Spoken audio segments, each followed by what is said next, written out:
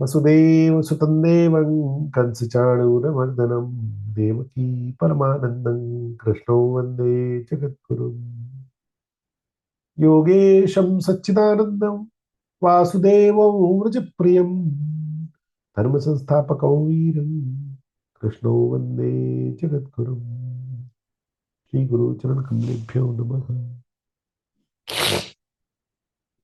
भगवान की अत्यंत महती कृपा से हम सब लोगों का ऐसा सद्भाग्य जागृत हुआ है जो अपने इस मानव जीवन को सफल करने के लिए, सार्थक करने के लिए, इसके परमोच्च लक्ष्य को प्राप्त करने के लिए हम भगवत गीता के अध्ययन में, उसके चिंतन में, मनन में, उसके सूत्रों को जीवन में अपनाने में प्रवृत्त हो गए।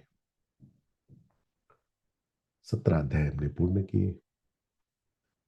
आज अंतिम अष्टादश मोक्ष संन्यास योग का चिंतन हम लोग गुरु कृपा भगवत कृपा से करें। 18वां अध्याय ये सबसे बड़ा अध्याय है, 78 श्लोक है। और ऐसा भी समझना चाहिए कि एक बालक जब पढ़ाई करता है और किसी विषय का ग्रेजुएट हो जाता है, तो अब ग्रेजुएट होने के बाद उसको बोलते हैं भाई अब तूने जो पढ़ाई की उसको काम मिला। तुमने जिस विषय का ग्रेजुएशन प्राप्त किया, जिस विषय का बैचलर्स डिग्री प्राप्त कर लिया, now you should make it practical. 17 अध्याय ये सारे ज्ञान को मिलाकर भगवान ने कह दिया। ज्ञान विज्ञान, भक्ति योग, ज्ञान योग, कर्म योग, ध्यान योग, संसार की उत्पत्ति कैसे होती है, ईश्वर क्या है, जीव क्या है, परमात्मा क्या है, सांख्य क्या है, योग क्या है, अद्वैत क्या है, मन क्या है, बुद्धि क्या है, चित्त क्या है, पंचतत्व क्या है, प्रकृति क्या है, अष्टधा प्रकृति क्या है, परा प्रकृति, अपरा प्रकृति, प्राण निकलने पर मनुष्य के साथ कैसे अगले शरीर को प्राप्ति होती है, कैसे उसको पुनर्जन्म में नहीं प्राप्त करने की ओर बढ़ना चाहिए, किस लोक में जाता है, आदि आदि भगवान ने सब बातें बताई। 15वें अध्याय में कहा निर्माण मोह चित्त संग दोषा। संसार वृक्ष कैसा है? उल्टा वृक्ष। उसको पूरा देखा। 17वें अध्याय में भगवान ने श्रद्धा की बात बतलाई। ग्रेजुएशन करने में भी 17 ही वर्ष लगते हैं लगभग। 15 वर्ष का तो कोर्स होता है और 2 वर्ष का शुरू का केजी नर्सरी आदि, तो 17 वर्ष में कोई ग्रेजुएट कर सकता है। तो 17 अध्याय पढ़कर हम भगवत गीता के ग्रेजुएट तो हो गए। अब जब ग्रेजुएशन कर ली तब उसके बाद पढ़ने की मौलिक आवश्यकता नहीं बची। अब ये माना जाएगा कि चीजें समझ लिए हैं, लेकिन अभी तक उसका प्रैक्टिकल कहाँ किया है, मैदान में उतरे कि नहीं।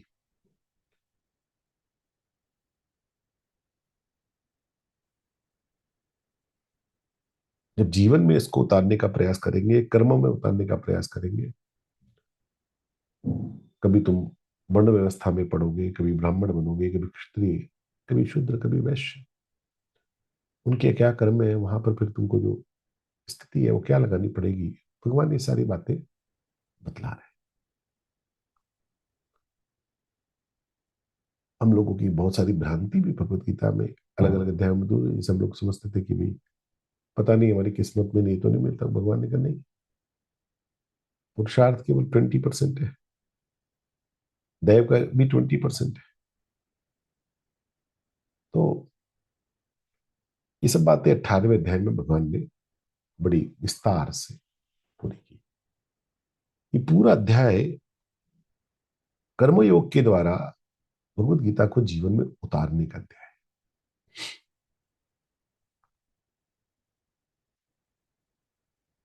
हम पढ़ लिख गए, अब पढ़े लिखे बालक आजकल कहते हैं हम हलवाई का काम नहीं करेंगे, हम तो बड़ेगिरी नहीं करेंगे। भगवान ने कहा नहीं, तुम अपना धर्म करो। धर्म की परिभाषा भगवान ने कर्तव्य कर्म से की। तुम जिस वर्ण व्यवस्था में हो, तुम जहां पर जिस कुल धर्म में हो, तुम्हारी खेती है, तुम्हारा व्यापार है, तुम्हारी नौकरी है, तुम उसमें पूर्ण निष्ठा से लगो। श्रेयान स्वधर्मो विगुणा पर धर्मात् सुनुष्ठितात्। अभी आगे आएगा, 47वें श्लोक। और सहज रूप से अपने कर्मों में प्रवृत्त हो। सहजन कर्म कौन्तेय, 48वां श्लोक। भगवान सहजता से कर्मयोग को करने की प्रैक्टिकल नॉलेज इस 18वें अध्याय में देंगे। और इसलिए जब ये पूरा होगा तो अर्जुन भी प्रैक्टिकल लाइफ में पूरा हो गया, तो भगवान पूछते हैं कि भाई तेरे को समझ में आएगी नहीं बात? तो अर्जुन कहता है, नष्टो मोह स्वर्ग लब्धा। मेरे सारे संशय नष्ट हो गए। और करिष्ये वचनं तव, अब मैं वही करूंगा जो आपने बतलाया है।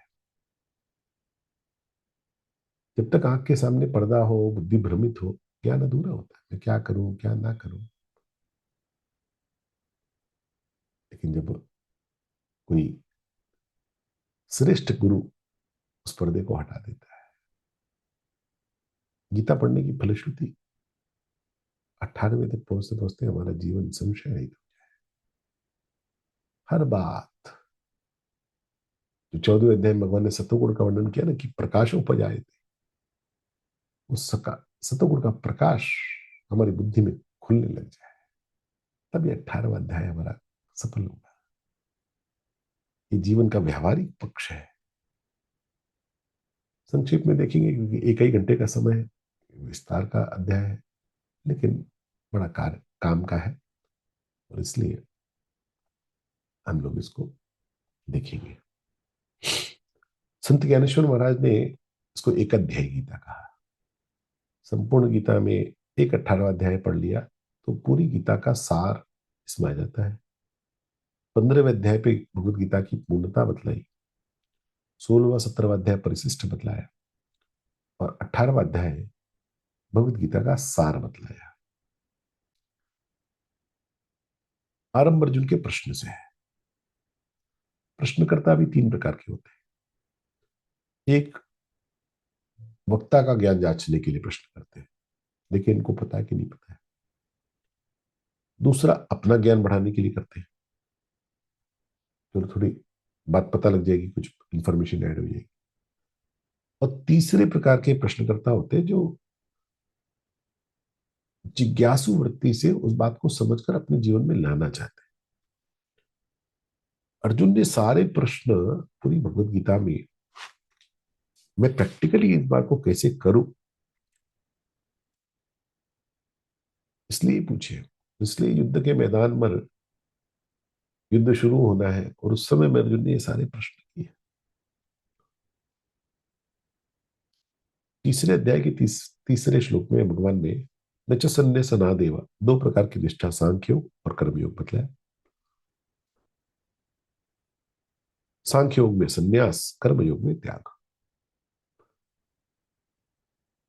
त्याग शब्द भगवत गीता में 20 बार आया, संन्यास शब्द भगवत गीता में 14 बार आया।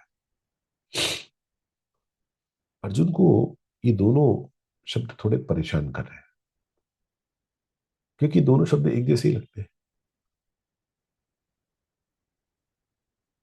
तो अर्जुन ने इसी प्रश्न से सिद्धाय का आरंभ किया। हम भी करेंगे। ओम श्री परमात्मने नमः। अतष्टादशोऽध्याय। अर्जुन उवाच, संन्यासस्य महाबाहो तत्त्वमिच्छामि वेदितुम्, त्यागस्य च ऋषिकेश पृथक् केशिनिषूदन। हे महाबाहो, हे ऋषिकेश, हे केशिनिषूदन। संभवतः भगवत गीता में यह अकेला श्लोक है जिसमें अर्जुन ने भगवान को तीन संबोधन दिए। मतलब एक बात पूछने के लिए किसी को तीन संबोधन। महाबाहु, ऋषिकेश, केशिनिषूदन। मैं सन्यास और त्याग के तत्व को अलग अलग जानना चाहता हूं। I want to know what is the difference between सन्यास एंड त्याग, क्योंकि आप उसको बार बार अलग अलग करके बोल रहे हैं। तो ये अलग है कैसे? भगवान ने अर्जुन की प्रज्ञा को देखकर विचार किया कि अर्जुन अत्यंत प्रज्ञावान है, गीता का सच्चा अधिकारी है।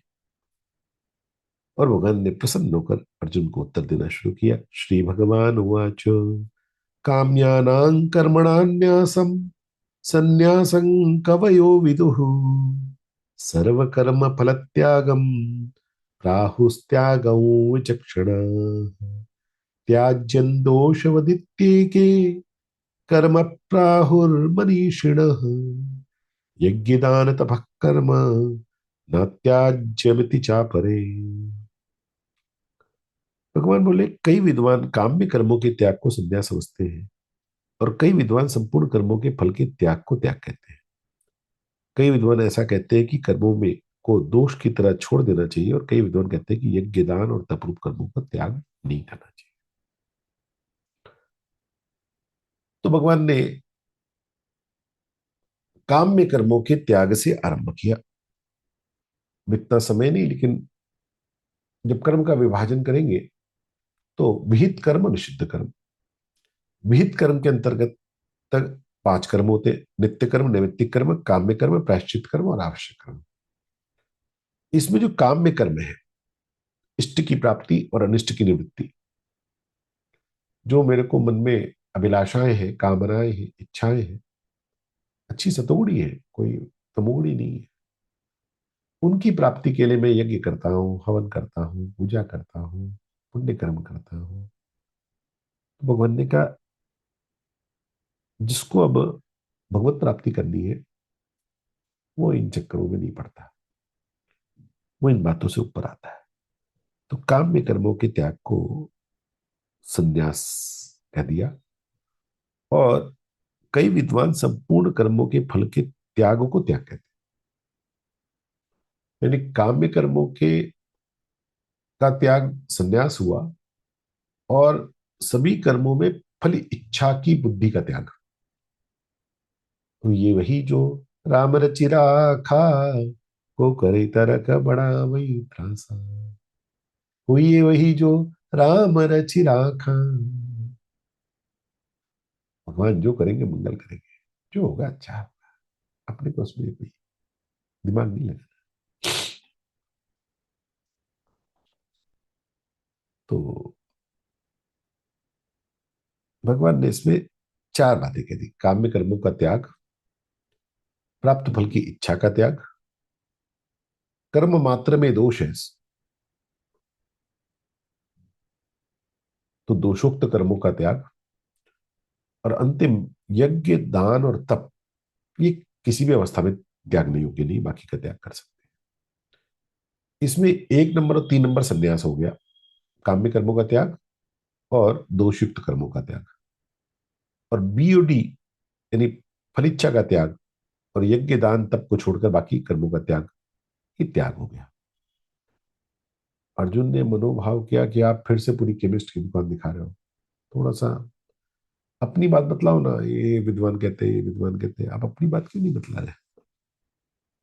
अर्जुन ने जब ऐसा फेशियल एक्सप्रेशन दिया होगा तो भगवान ने कहा सुनो, निश्चय शृणु मे तत्र त्यागे भरत सत्तम त्यागो हि पुरुष व्याघ्र त्रिविध संप्रकीर्तितः। ये भरतवंशियों में श्रेष्ठ अर्जुन, तो संन्यास और त्याग इन दोनों के विषय में, त्याग के विषय में मेरा निश्चय सुन, क्योंकि पुरुष श्रेष्ठ त्याग भी 3 प्रकार का कहा गया। भगवान तो विस्तार से सब बातें करते हैं। यस नो में ब्लैक एंड व्हाइट में आंसर मत ढूंढो, everything has shades of grey. और इसलिए 3 प्रकार से इनका विचार सुनना चाहिए।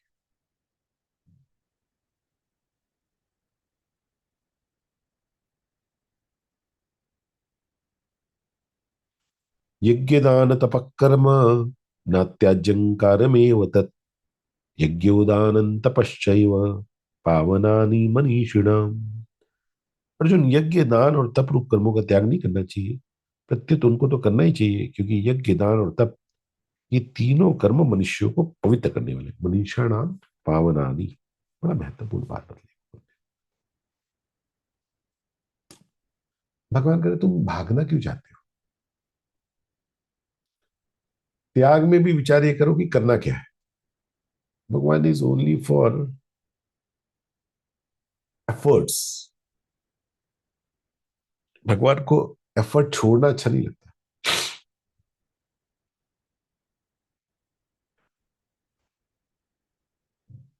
तुम करोगे क्या ये पूछो, तो भगवान का यज्ञ। यज्ञ का एक अर्थ सेक्रीफाइस भी होता है, इसलिए उसको त्याग की श्रेणी में दिया।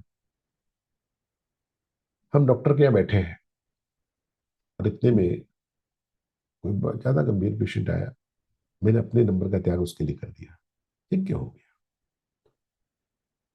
घर में आम लेके आए, छोटे भाई के बालक को 2 आम ज्यादा दे दिए, किसी को बतलाया भी नहीं। ऐसी छोटी छोटी बातों की आदत लगाना, ये यज्ञमय व्यवहार हो गया। कुछ स्वामी जी की एक पुस्तक है यज्ञमय जीवन, देखनी चाहिए। तीर्थ जप और दान करे, मन में करे गुमान, नानक निष्फल जाता है जो कुंजर स्नान। जो कभी कभी करता है ना, उसको थोड़ा अहंकार भी आ सकता है, उसको उस बात का थोड़ा बड़ापन लग सकता है, लेकिन जिसका स्वभाव हो गया उसको बड़ापन नहीं लगता। एक मेरा मित्र थे, तो हम ऋषिकेश कथा में थे, तो मैंने देखा कि मैं तो आगे जमीन पे बैठता हूँ, जाके कुर्सी पे बैठ जाते। तो अब युवा था, तो कुर्सी पे बैठने की आवश्यकता तो नहीं थी। तो मुझे, मैंने पहले दिन देखा तो मुझे अच्छा नहीं लगा कि इस व्यक्ति को क्या कुर्सी पे बैठने की आवश्यकता, कुर्सी तो बुरी नहीं होनी चाहिए। लेकिन पहले दिन मैं उस बात को समझ नहीं पाया। दूसरे दिन भी देखा मैंने, वो कुर्सी पे बैठे और मेरे मन में गड़बड़ चल रही थी, तो मैं बार बार उधर देखता रहा। अचानक ध्यान में पड़ा कि वो व्यक्ति जाके कुर्सी पर इसलिए बैठता है कि जब कोई अत्यंत बूढ़ा और अशक्त व्यक्ति आए तो उसको कुर्सी देकर वो नीचे बैठ जाए। वो रोज ही वैसे करता है। अब ये बात किसी को बतलाई भी नहीं, किसी को करी भी नहीं, यज्ञ का स्वभाव। भगवान किसी की बात काटते नहीं, अपनी बात जोर देकर कह दी कि करने की बात ध्यान में कर। उत्तम वक्ता है भगवान। चतुर्श्रोता क्या क्या बाद में पूछेंगे, पहले कह देते हैं एतान्यपि तु कर्माणि संगं त्यक्त्वा धन फलानि च कर्तव्यानि इति मे पार्थ निश्चितम मतमुत्तमम।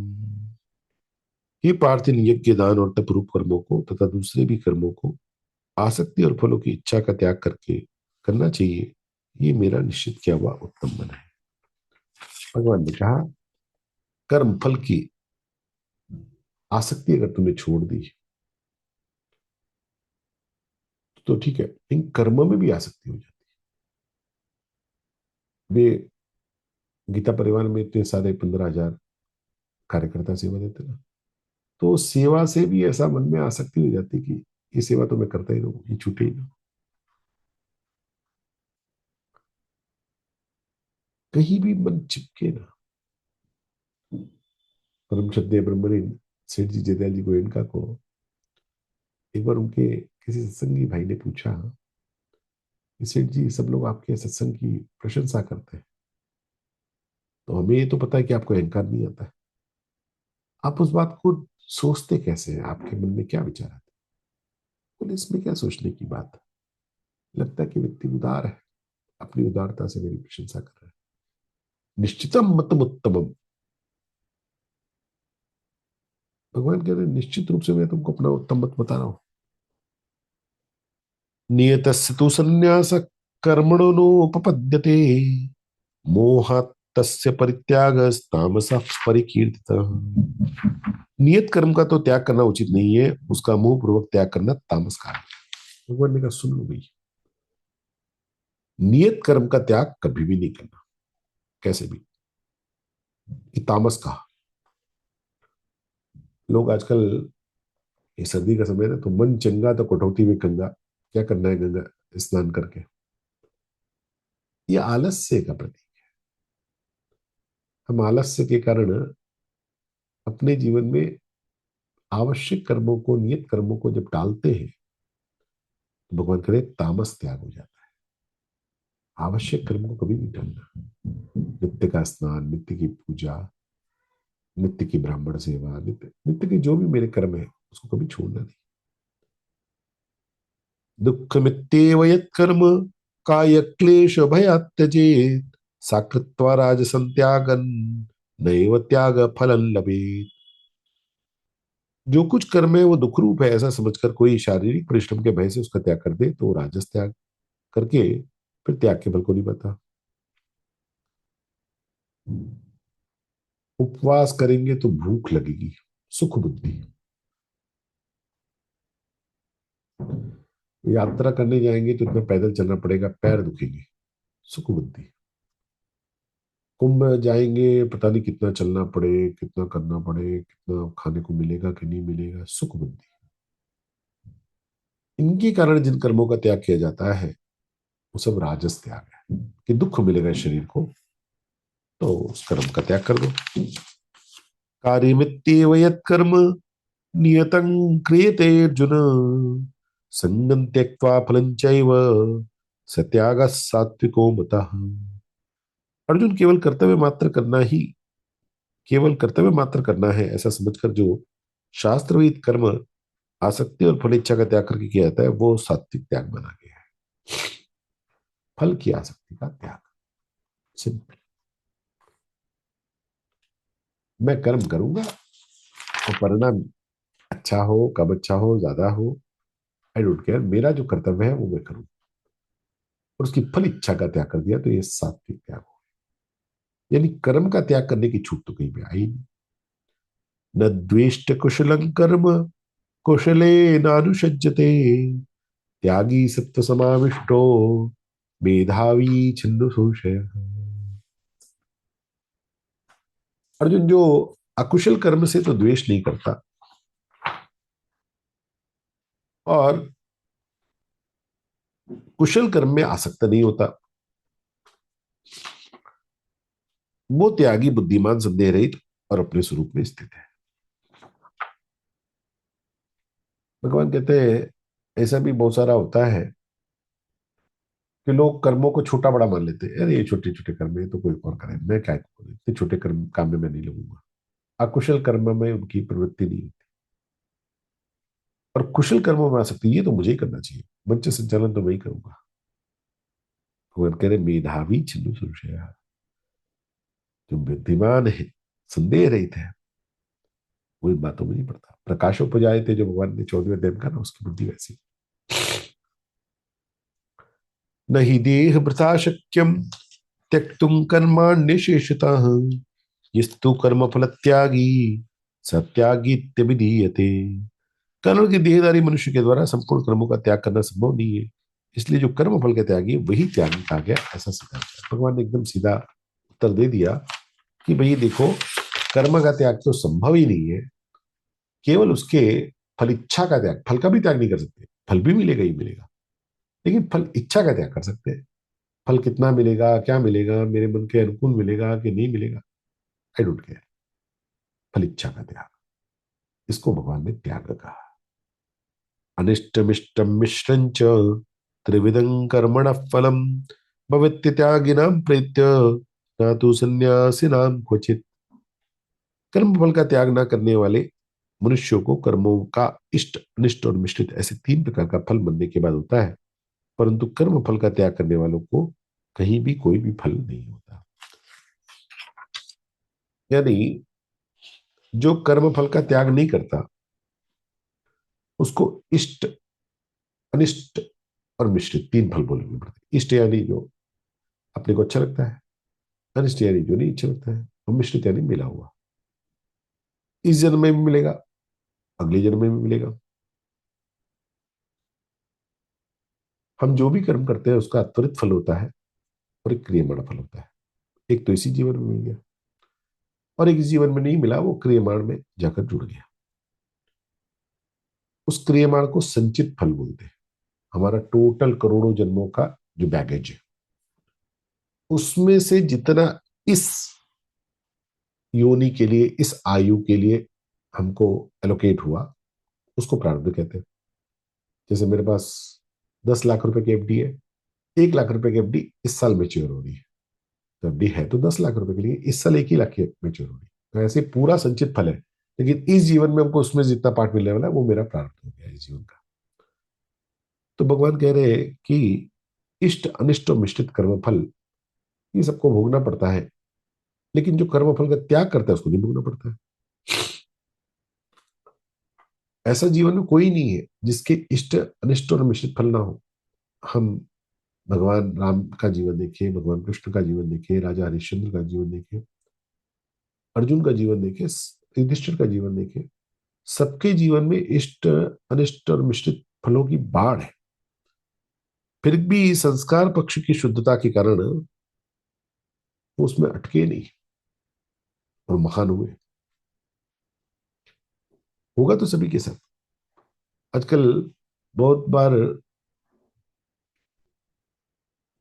लोग प्रश्न करते हैं हम अच्छे हैं इसलिए लोग मेरा फायदा उठा लेते हैं, मेरा नुकसान हो जाता है। अच्छे और बुरे की बात नहीं है, इष्ट अनिष्ट और मिश्रित फल सबके जीवन में आना है। आप अच्छे होंगे तो भी आएगा, नहीं अच्छे होंगे तो भी आएगा, सात्विक होंगे तो भी आएगा, राजस होंगे तो भी आएगा, तामस होंगे तो भी आएगा। लोग मानते हैं कि मेरी सात्विकता की वजह से मुझे कष्ट ज्यादा भोगना पड़ता है।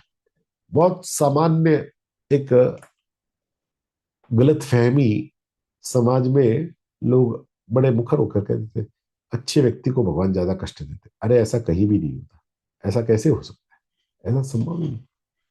उल्टा है, जो सात्विक भाव का है उसको वो कष्ट आते भी है तो उस कष्ट से उतना प्रभाव नहीं पड़ता। जैसे मैंने भी राम जी का नाम लिया, कृष्ण का, हरिश्चंद्र का, अर्जुन का, इनके जीवन में जितने कष्ट आए उतने कष्ट तो हम लोग के जीवन में कभी आएंगे ही नहीं। लेकिन उन कष्टों में भी इन्होंने कभी शिकायतें नहीं की, उन कष्टों में भी ये रोए नहीं बैठ के, उन कष्टों में भी ये भगवान मेरे साथ है ऐसा क्यों, ऐसा करके नहीं बोलते थे, एंजॉय इट।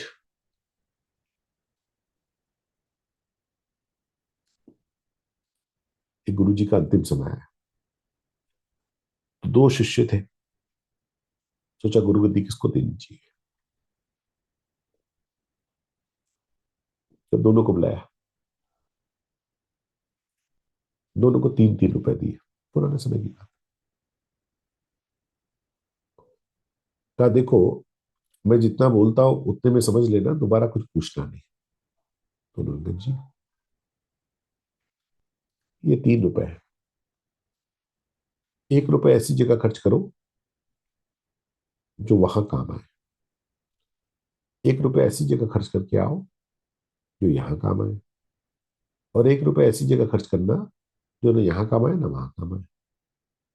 दोनों चले गए। पहला शिष्य वापिस आया, गुरु जी ने पूछा तुमने क्या किया। बोले गुरु जी 1 रुपए की तो पूरी खा ली और 2 महीने की पूरी बुक करा दी, रोज देता रहेगा उसी में।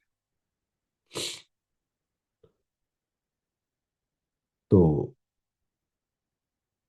अच्छा, दूसरा क्या किया। बोले 1 रुपए का पूरी का भंडारा कर दिया साधुओं का। अच्छा, और 1 रुपया बोले ये वापस ले आया। तो बोले इसमें कौन सा यहाँ का, कौन सा वहां का, कोई कौन सा यहाँ वहां का नहीं। बोले जो पूरी खाई वो ना यहाँ का ना वहां का, जो साधुओं को दिया वो वहां का, और जो 1 रुपया वापस ले आया वो यहाँ का। दूसरा है, दूसरे ने कहा मैंने भी 1 रुपए की पूरी खा ली और 2 महीने की बुकिंग करा दी, क्योंकि हम लोग पहले शुरू में साथ में निकले थे। बोले अच्छा, तो बोले वो क्या क्या है। बोले ये यहाँ का है, 1 रुपए की पूरी मैंने खा ली और इसका फल यहाँ प्राप्त किया, तो यहाँ का है। 1 रुपए की पूरी का भंडारा कर दिया, वहां का हो गया। 1 रुपए में नदी में डाला है, न यहाँ का न वहां का। गुरु जी ने उसको बोल दिया। ये जीवन में स्पष्टता होना। हम में से ज्यादातर लोग अपना दुख जितना है उसको बहुत बड़ा करके मानते हैं, उतना बड़ा होता नहीं है। और दुख की एक विशेषता है, उसको जितना दूरबीन लगा के बड़ा करे वो उतना बड़ा महसूस होने लगता है, और दूरबीन पलट के उसको जितना छोटा कर दे उतना छोटा रहता है।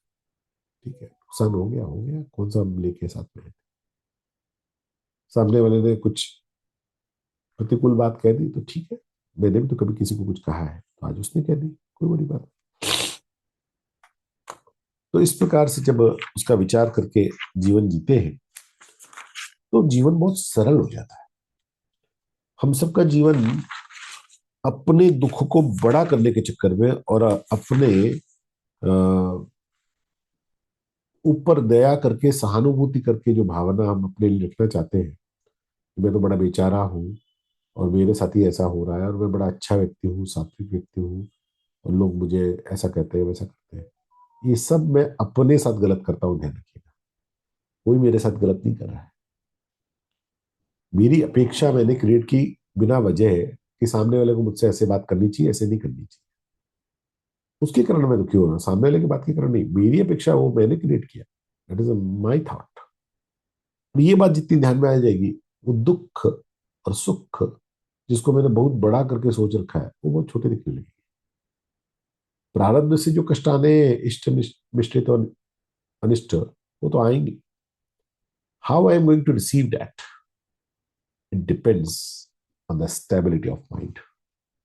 हम उसको कितनी सरलता से लें। मैं बीमार हूँ, अरे मैं काय को बीमार हो गया है, इतनी को तकलीफ हो रही है, ठीक है, 2 4 5 दिन भगवान चाहते हैं आराम करे तो आराम कर लेंगे। उसको सहजता से ले लो, उसको उलझो मत। जीवन में जो कष्ट आवे उसको सहजता से। रुपए का नुकसान हो गया, अरे भगवान ने पहले दिया बहुत, तब थोड़ा सा ले लिया, कोई बात नहीं, क्या हो गया, कोई बड़ी बात नहीं।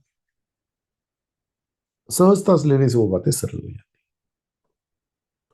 पंचैतानि महाबाहो कारणानि निबोध मे, सांख्ये कृतांते प्रोक्तानि सिद्धये सर्वकर्मण। ये महाबाहो, कर्मों का अंत करने वाले, सांख्य सिद्धांत में संपूर्ण कर्मों की सिद्धि के लिए ये 5 कारण बताए गए, इनको तू मुझसे समझ। अधिष्ठान तथा कर्ता, करणं च पृथक विदम, विविधाश्च पृथक चेष्टा, दैवं चैवात्र पंचमम। भगवान ने किसी भी कर्म के सिद्धि के लिए 5 हेतु बताए। अधिष्ठानम तथा कर्ता, करणं च पृथक विदम, विविधाश्च पृथक चेष्टा, दैवं चैवात्र पंचमम। पहला अधिष्ठान, तुम्हारा काम करने का उद्देश्य क्या है, व्हाट पर्पज यू हैव। हम में से अनेक लोग सत्कर्म भी करते हैं तो उनको उद्देश्य पता नहीं, बस कर रहे हैं, आदत लगी हुई, सबने बताया हुआ लगी हुई। दूसरा करने वाला कर्ता, तीसरा करण, तुम्हारा साधन क्या है। व्यापार करना है तो पूंजी चाहिए, नौकरी करनी है तो डिग्री चाहिए, व्हाट करण यू हैव। चेष्टा, अब उद्देश्य भी है, कर्ता भी है और साधन भी है, लेकिन अभी दुकान पे जाएगा ही नहीं या नौकरी पे समय पे पहुंचेगा ही नहीं तो काम बिगड़ जाएगा, प्रयास नहीं होगा काम बिगड़ जाएगा। और पांचवा दैव, 20%, इष्ट अनिष्ट और मिष्ट, 20% भाग हमारे पूर्व जन्मों के कर्मों के फल का है। यानी हमारे पूरे जीवन में हमारा भाग्य 20% से अधिक तो इफेक्ट कर ही नहीं सकता, कम तो कर सकता है, 20% से अधिक नहीं कर सकता। और विशेष बात यह है कि अगर भाग्य का 20% पूरा आ जाए तो चेष्टा को 40% करके भाग्य बदला जा सकता है। ये विशेष बात है। इसलिए मनुष्य जीवन को भाग्य प्रधान नहीं माना गया, कर्म प्रधान। कर्म प्रधान विश्व रचिया। भगवान ने कहा व्यापार करना होगा, नौकरी करनी होगी, खिलाड़ी बनना होगा, अमीर बनना होगा, बलवान बनना होगा, गीता वृत्ति बनना होगा, विद्यावान बनना होगा, आर्टिस्ट बनना होगा, साधक बनना होगा, सबके लिए 5 सूत्र है। शरीर वांग मनोवीर्यत कर्म प्रारभते नरः, न्याय्यं वा विपरीतं वा पंचैते तस्य हेतवः। अर्जुन, मनुष्य शरीर, वाणी और मन के द्वारा शास्त्र विहित अथवा शास्त्र विरुद्ध जो कुछ भी कर्म करता है उसके पूर्वोक्त 5 हेतु होते हैं।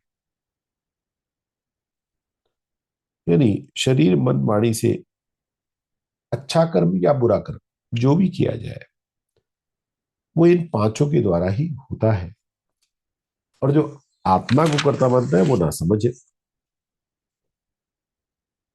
तत्रैवं सति कर्तारम आत्मानं केवलं तु यः, पश्यत्यकृत बुद्धित्वान् न पश्य न सपश्यति दुर्मति। परंतु ऐसे पांच हेतुओं के भी होने पर जो उस कर्मों के विषय में केवल शुद्ध आत्मा को करता दिखता है, वो दुष्ट बुद्धि वाला ठीक नहीं दिखता, क्योंकि उसकी बुद्धि शुद्ध नहीं है, उसे विवेक को महत्व नहीं है। हम में से अनेक लोग कई बार, मेरी आत्मा बहुत दुखी हो रही है, मेरी तो आत्मा रो रही है आज, मेरी तो आत्मा प्रसन्न हो गई, ऐसा व्यवहारिक रूप से बोल देते हैं। बोलने में कोई आपत्ति नहीं है, अगर ऐसे ही मानने लगे तो गड़बड़ हो जाएगी। क्योंकि आत्मा को ना सुख हो सकता है ना दुख हो सकता है। आत्मा ना तो कुछ करती है, ना ही किसी कर्म में लिप्ति। सारे कर्म इन पांच के द्वारा ही, अधिष्ठान, कर्ता, करण, चेष्टा और दैव, इन्हीं पांच के द्वारा संपादित होते हैं। यस्य नाहंकृतो भावो बुद्धिर्यस्य न लिप्यते हत्वापि सैमान् लोकान् न हन्ति न निबध्यते। जिसका अहंकृत मैं करता हूं ऐसा भाव नहीं है, जिसकी बुद्धि लिप्त नहीं होती, वो युद्ध में इन प्राणियों को मारकर भी न मारता है न बनता। भगवान ने कहा अहम स्फुरता, जिसकी अहमता की स्फुरना, अस्तित्व का आभास, मैं करता हूं, इस बात से जो निपट गया, निकल गया वापस, जिसकी इस बात से विजय प्राप्त कर ली, वो किसी कर्म में बंधता नहीं है। ज्ञानंगेयं परिज्ञाता त्रिविधा कर्म चोदना करणं कर्म करते थी त्रिविधा कर्म संग्रह। ज्ञान, ज्ञेय और प्रज्ञाता, इन तीनों में कर्म निर्णय होती है, और करण, कर्म, कर्ता, इन तीनों से कर्म संग्रह होता है। भगवान यहाँ पर छह बातें ला रहे हैं। कर्म प्रेरणा सूक्ष्म, इसके लिए भगवान ने कहा ज्ञान, ज्ञेय और ज्ञाता। और दूसरा भगवान स्थूल कर्म लाए, कर्म संग्रह, इसमें कर्ता, करण और कर्म। अब भगवान 19वें में ज्ञान को लेंगे, क्योंकि ज्ञाता और ज्ञेय और ज्ञान सबसे अधिक महत्वपूर्ण इसमें ज्ञान है। और कर्ता, करण, कर्म में करण की उपेक्षा करके कर्ता और कर्म को भगवान ले लेंगे। छह में तीन लेंगे, ज्ञान, कर्ता और कर्म।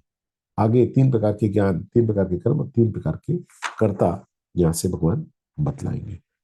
ज्ञानं कर्म च कर्ता च तदेव गुण भेदतः प्रोच्यते गुण संख्याने यथा वक्षृणुतान्यपि। गुणों का विवेचन करने वाले शास्त्र में गुणों का भेद से ज्ञान और कर्म तथा कर्ता ऐसे तीन तीन प्रकार के कहते हैं, उसको यथार्थ रूप से तुम सुनो। सर्वभूतेषु येनैकं भावमव्ययमीक्षते अविभक्तं विभक्तेषु तज्ज्ञानं विद्धि सात्विकम्। जिस ज्ञान के द्वारा साधक संपूर्ण विभक्त प्राणियों में विभाग रहित एवं अविनाशी भाव सत्ता को दिखता है, उस ज्ञान को तुम सात्विक समझो। पृथक्त्वेन तु यज्ञानं नाना भावान् पृथक्विदान् वेत्ति सर्वेषु भूतेषु तज्ज्ञानं विद्धि राजसम्। परंतु जो ज्ञान, अर्थात जिस ज्ञान के द्वारा मनुष्य संपूर्ण प्राणियों में अलग अलग अनेक भावों को अलग अलग रूप से, उस ज्ञान को तुम राजस समझो। यत्तु कृत्स्नवदेकस्मिन् कार्ये सक्तम हेतुकम् अतत्त्वार्थमदल्पं च तत्ताम समनार्थम। किंतु जो ज्ञान, अर्थात जिस ज्ञान का द्वारा मनुष्य का एक कार्य रूप शरीर में ही संपूर्ण आसक्त रहता है, तो जो युक्ति रहित है, वास्तविक ज्ञान से रहित है और तुच्छ है, वो ज्ञान तामस है। भगवान कह रहे हैं अर्जुन, तीन प्रकार के ज्ञान है, एक सात्विक ज्ञान, एक राजस ज्ञान और एक तामस ज्ञान। जो ज्ञान सभी प्राणियों में एक परमात्मा को देखता है, जिसको ये ज्ञान हो गया, सिया राम में सब जग जानी, करऊं प्रणाम जोर जग पानी, ये सात्विक ज्ञान हो गया। अब प्राणियों में अलग अलग भावों से अलग अलग रूप को देखता है। राम, श्याम, गोविंद, गोपाल, ये चार व्यक्ति, उन चारों में ये है, वो है, ऐसा है, वैसा है, इस प्रकार का जिसका भेद बुद्धि भी है, वो भेद बुद्धि वाला अभी राजस ज्ञान पर है। और जो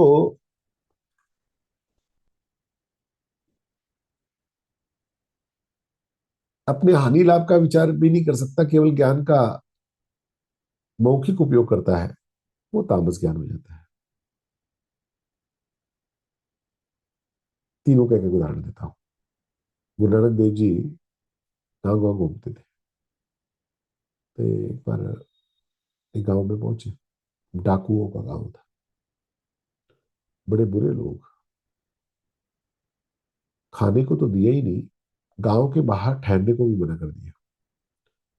बाला मर्दाना ने कहा सवेरे चले जाएंगे, तो बोले अभी जाते हो कि अभी गोली मार दे दो। तो नानक देव जी ने कहा चलो कोई बात नहीं। और जाते समय खूब बसो, खूब फूलो, ऐसा आशीर्वाद देके वहां से चले। बसो फूलो। बाला मर्दाना को आश्चर्य हुआ, इतना दुर्व्यवहार। रोटी तो दी नहीं, बाहर गांव के बाहर हम ठहरे तो उसमें इनका क्या जा रहा था, वो भी नहीं करने दिया। दूसरे गांव में पहुंचे तो वहां पर बड़े सात्विक प्रवृत्ति के लोग थे। लोग आते हैं, महाराज सत्संग सुनाओ, भिक्षा लेके आते हैं, सब अच्छी तरह से। महाराज और रुकिए, और दिन हम लोग को सत्संग सुनाइए। तो गुरु जी का 2 दिन से अधिक रुकता नहीं।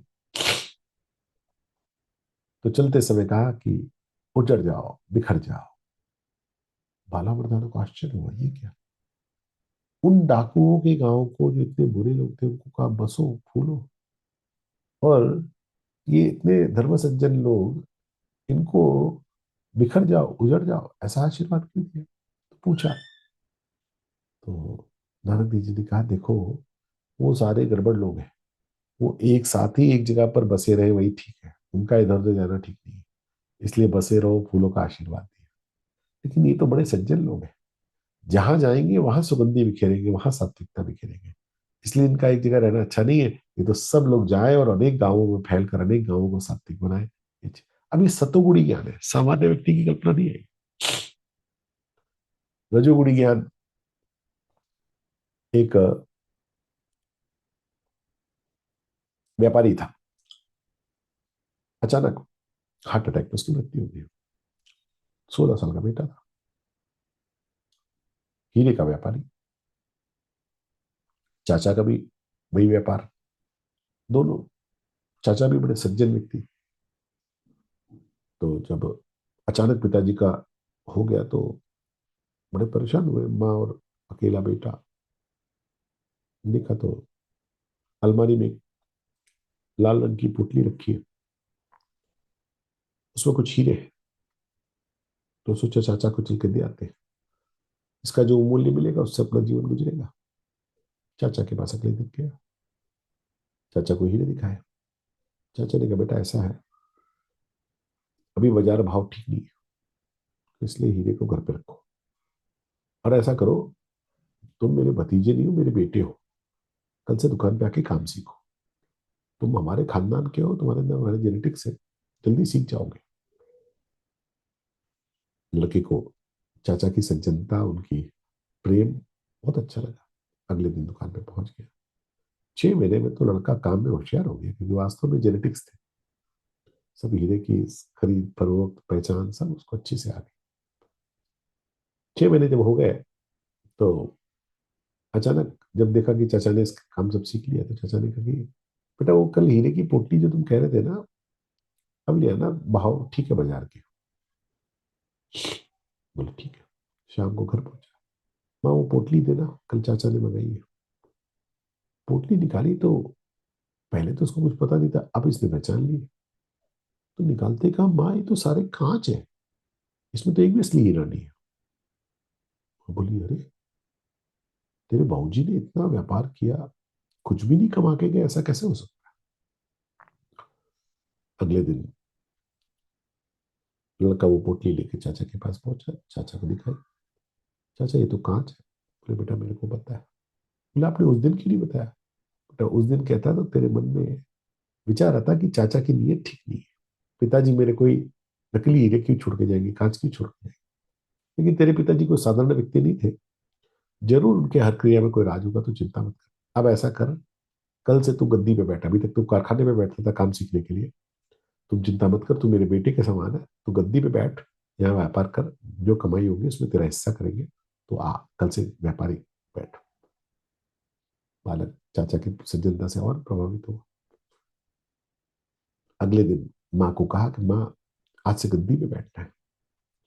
गद्दी पे बैठना है तो पिताजी की जो सिल्क के कुर्ते हैं वो पहन लो क्या, क्योंकि गद्दी में तो वैसे ही कुछ अच्छा लगेगा। माँ ने कहा हाँ। और माँ अलमारी से एक कुर्ता निकाल के लाई। लड़के ने कुर्ता देखा तो हैरान हो गया, जो बटन लिखे थे वो सारे असली हीरे के। माँ ऐसे कितने कुर्ते हैं। बोले 30-40 तो होंगे। सारे लाओ। सारे इलाके देखा तो सारे कुर्ते में सब हीरे, असली हीरे के बटन लगे। अगर सीधा हीरे की पोटली उस लड़के को मिली होती तो उसको बेचकर उसका जीवन वहीं पे पूरा हो जाता। लेकिन उस ज्ञान को एक ऐसे ढंग से दिया कि वो पूरे जीवन के लिए काम आवे। ये रजोगुणी ज्ञान हो, एक तमोगुणी ज्ञान है। एक बार एक जंगल में तोतों का झुंड था। एक बूढ़ा तोता इसमें मरने वाला था। उसने कहा कि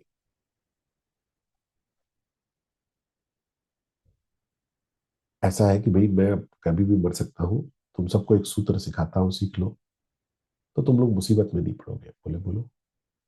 तो सब तोते एक साथ बैठे और बूढ़ा तोता एक तरफ बैठा। बोले सब मेरे पीछे बोलो, शिकारी आएगा, शिकारी आएगा, जाल बिछाएगा, जाल बिछाएगा, दाना डालेगा, दाना डालेगा, फंसना मत, फंसना मत। सब लोग रिपीट करो। अब सारे तोते रिपीट कर रहे हैं, शिकारी आएगा, जाल बिछाएगा, दाना डालेगा, फंसना मत, शिकारी आएगा, जाल बिछाएगा, दाना डालेगा, फंसना मत। अगले दिन वो बूढ़ा तोता मर गया। लेकिन इन सारे तोतों ने तो रट लिया। संयोग से 2-3 दिन बाद ही शिकारी का एक बेटा, 15-16 साल का, वो जाल लेकर पक्षियों को पकड़ने के लिए आया। जैसे उस शिकारी को, बेटे को देखा, सारे तोतों ने चिल्लाना शुरू किया, शिकारी आएगा, जाल बिछाएगा, दाना डालेगा, फंसना मत, शिकारी आएगा। वो लड़का तो हैरान हुआ।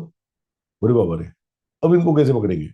इनको तो पता लग गया, अब इनको ज्ञान हो गया तो इनको पकड़ा ही नहीं जा सकता।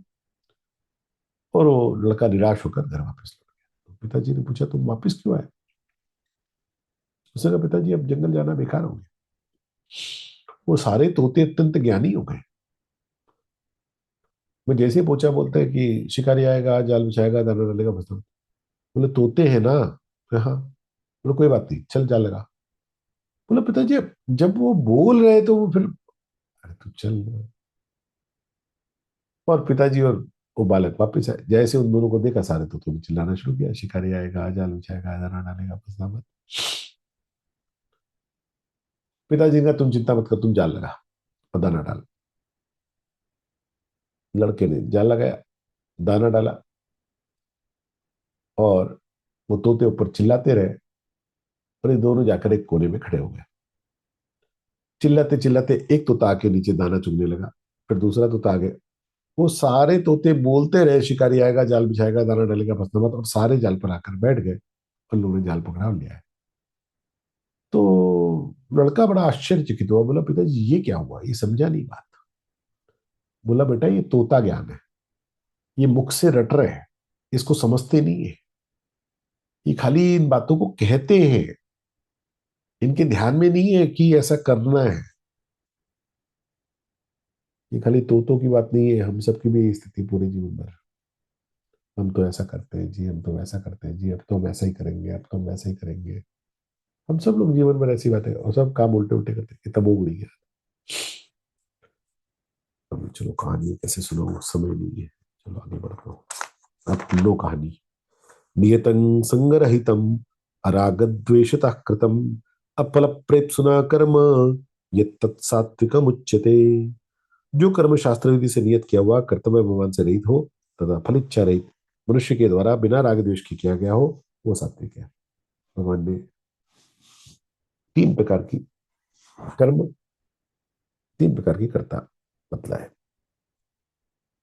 भगवान का जो कर्म को सत्व, एक ही कर्म से किसी को कोई सत्वगुणी तमोगुणी न समझे। जो कर्म शास्त्र विधि से नियत किया हुआ है, और मैं कोई बड़ा महान काम कर रहा हूं ऐसा किसी को अभिमान नहीं है, बस कर्तव्य बुद्धि से करता है। अब फल प्रेप सुना, बदले में फल की कोई आकांक्षा नहीं करता है। अराग द्वेषता, राग और द्वेष से रहित होकर करता है, वो सात्विक कर्म है। ये तु कामे सुना कर्म साहंकारेण वा पुनः क्रियते बहुलायासम तद्राज समुदाहर्थम। परंतु जो कर्म भोगों की इच्छा से अथवा अहंकार से और परिश्रम पूर्वक किया जाता है, वो राजस कहा गया। यानी मुझे इसके बदले में ये भोग मिलेगा, मेरा नाम होगा, मेरी प्रशंसा होगी, वो सब राजस कहा गया। और अनुमंदम क्षयम हिंसाम अनवीक्ष्य च पौरुषम मोहादारभ्यते कर्म यत्तत्ताम समुच्यते। और जो कर्म परिणाम हानि हिंसा और सामर्थ्य को ना देखकर मोह पूर्वक कर्म किया था, वो तामस कर्म है। यानी जिस कर्म में परिणाम की भी चिंता नहीं है, हाँ, जो होगा देखा जाएगा, मैं तो यही करूंगा। आजकल ऐसे लोगों की भीड़ है, मुझे जो करना है करूंगा, परिणाम की चिंता नहीं, हानि की चिंता नहीं, हिंसा की चिंता नहीं, सामर्थ्य की चिंता। कहीं भी जाके गाड़ी खड़ी कर देते हैं, दूसरे की गाड़ी कैसे निकलेगी चिंता नहीं। कहीं भी खाकर कुछ कूड़ा फेंक दिया, छिलका फेंक दिया, अपने ही छत से अपने घर के सामने कूड़ा फेंक दिया, टेलीफोन पर जोर जोर से बातें कर रहे हैं। अब कितने लोगों को उसके आसपास तकलीफ हो रही है, इस बात का विचार नहीं करते। लाइन में नहीं लगेंगे, लाइन तोड़कर बेईमानी से अंदर घुस जाएंगे। गलती स्वयं करेंगे, चिल्लाएंगे दूसरे पर। सतोगुणी कर्म से भी ज्यादा आवश्यक है तमोगुणी कर्म का त्याग, ये ज्यादा हानि करता है। करने योग्य, प्रज्ञा चक्षु स्वामी षडानंद जी महाराज कहा करते थे कि करने योग्य कभी कुछ कर्म ना भी हो सके ना, तो ज्यादा चिंता मत करो, ना करने योग्य कर्म ना करो, निषिद्ध कर्म ना करो। मुक्त संगो न हमवादी तित्युत्साह समन्विता सिद्ध सिद्ध्योर निर्विकार कर्ता सात्विक उच्यते। जो कर्ता राग रहित, कर्तव्य अभिमान से रहित, धैर्य उत्साह से युक्त तथा सिद्धि असिद्धि में निर्विकार है, वो सात्विक है। मुक्त संग, ममता स्पृहा कामना आसक्ति वासना, इनसे वो मुक्त है। अनहमवादी, मैं मेरे भाव से रहित है। एक पथिक जी महाराज का सुंदर भजन है, मैं नहीं, मेरा नहीं यह तन किसी का है दिया, जो भी अपने पास है वह सब किसी ने है दिया। धैर्यवान, समस्या तो आप अच्छे काम करेंगे तो भी, बुरे काम करेंगे तो भी, दोनों में आएगी। सतुगुणी व्यक्ति की पहचान यह है कि विपरीत परिस्थिति आने पर घबराता नहीं। ठीक है, ठीक है, भगवान करेंगे, इसका भी व्यवस्था करेंगे, देखो कोई ना कोई उपाय निकलेगा। उत्साहवान, सतोगुणी विहित कर्म के लिए अत्यंत उत्साही होता है। कैसे करें, बढ़िया है, गीता सीखनी है, गीता सिखानी है, और जोर लगाओ, कितने लोग सीख सकते हैं, लाख लोग हो गए, अरे और लाख लोग लाएंगे इसमें, कैसे करेंगे। दिन रात लगा हुआ है, उत्साह। 500 लोगों को बता रहा है, 5 लोग बात करें तो भी लगा हुआ है, उत्साह। और सिद्ध सिद्धि और निर्विकारा, सिद्धि और असिद्धि में हर्ष शोक से। हमने 500 लोगों को गीता सीखने को कहा, और 5 ही लोग आए, 495 लोग नहीं है, तो कोई मन में कोई खेद नहीं। रागी कर्म फल प्रेपसुर लुब्धो हिंसात्मको शुचि ही हर्ष शोकान्वित करता राजस परिकीर्तिता। जो रागी कर्म फल की इच्छा वाला, लोभी, हिंसा के स्वभाव वाला, अशुद्ध हर्ष शोक से युक्त है, वो राजस कहा गया। रागी रुचि और राग की ओर भागता है। जो मुझे अच्छा लगता है वो मैं करूं, जो अच्छा नहीं लगता है उसको तो करूं ही मत, कर्तव्य से मतलब नहीं। कर्म फल प्रेप्सु, कर्म फल इसमें क्या मिलेगा, मुझे इसमें मिलेगा क्या। गलत काम करके भी मिल जाए, लेकिन मिल जाए। लुब्धा, लोभी, असंतुष्ट। हिंसा, लोभ प्राप्ति के लिए किसी दूसरे का दिल भी दुखाना पड़े, दूसरे की हानि भी करनी पड़े, कष्ट देना पड़े, संकोच नहीं। अशौच, शुद्धि अशुद्धि का विचार नहीं, बस अपनी इच्छा पूरी करो, झूठ से, कपट से, झूठी कसम खाकर, कैसे भी। और हर्ष शोक से युक्त, खूब नाचेगा, खूब रोएगा, जहां मन का वह नाचेगा, जहां मन का नहीं वहां रोएगा। अयुक्त प्राकृत स्तब्ध शटोनेष्कृतिकोलसा विषादी दीर्घ सूत्री च कर्ता तामस उच्यते। जो कर्ता असावधान है, अशिक्षित है, अकड़ वाला है, जिद्दी है, उपकारी का भी अपकार करने वाला है, आलसी है, विषादी है, तो दीर्घ सूत्री है, वो तामस कहा गया। असावधानता, जिस समय जो काम करना है वो नहीं करके, किस समय क्या बात कहनी है वो न कहने का विवेक। शिक्षा रहित, इसको शिष्टाचार नहीं है। अकड़ू, टेढ़ा जवाब देगा। कोई बेचारा इसको अच्छी बात कर रहा है और ये उसका टेढ़ा ही जवाब देता है। शठ, भूलवश कोई गलती हो तो मूर्खता कहलाती है, और जानकर की जाए तो वो शठता कहलाती है। ये पकड़े जाने में कहता है मुझे पता नहीं, जानकर उल्टे काम करता है, अपने ऊपर उपकार करने वाले का अपकार करता है, रोते ही रहता है, कभी मौसम की शिकायत, कभी सरकारी नीतियों की शिकायत। इसको प्लस नहीं दिखते, सबके माइनस ही माइनस दिखते हैं। अच्छे काम इससे होते ही नहीं। अलसाहा, सब काम टालते रहो, अभी करेंगे, तभी करेंगे, कल करेंगे। दीर्घ सूत्री, काम शुरू तो करता है, पूरा कभी होता ही नहीं। पेंडिंग वर्क की लिस्ट इसके पास, जो बात पूछेगी हाँ बस अभी करके देता हूँ, लेकिन वो काम कभी इसके होते नहीं है। चलो स्पीड से भागे भाई। बुद्धिर्भेदन्तश्चैव गुणस्तत्र विदं शृणु प्रोच्यमानं शेषेण पृथक्तेन धनंजय। ये धनंजय, अब तो गुणों के अनुसार बुद्धि और धृति के भी तीन तीन प्रकार के भेद मैंने सुन, जो पूर्ण रूप से कहे जा रहे हैं। भगवान तीन प्रकार की धृति, तीन प्रकार की बुद्धि बताते हैं। प्रवृत्तिंच निवृत्तिंच, कार्याकारी भया भये, बंधम मोक्ष च वेत्ति, बुद्धि सा पार्थ सात्वकी। जो बुद्धि प्रवृत्ति और निवृत्ति को, कर्तव्य कर्तव्य को, भय अभय को, बंधन मोक्ष को जानती है, वो बुद्धि सात्विक है। यानी क्या करना क्या नहीं करना, डूज एंड डोंट्स के बारे में जिसकी क्लैरिटी है, वो सारी बुद्धि सात्विक है।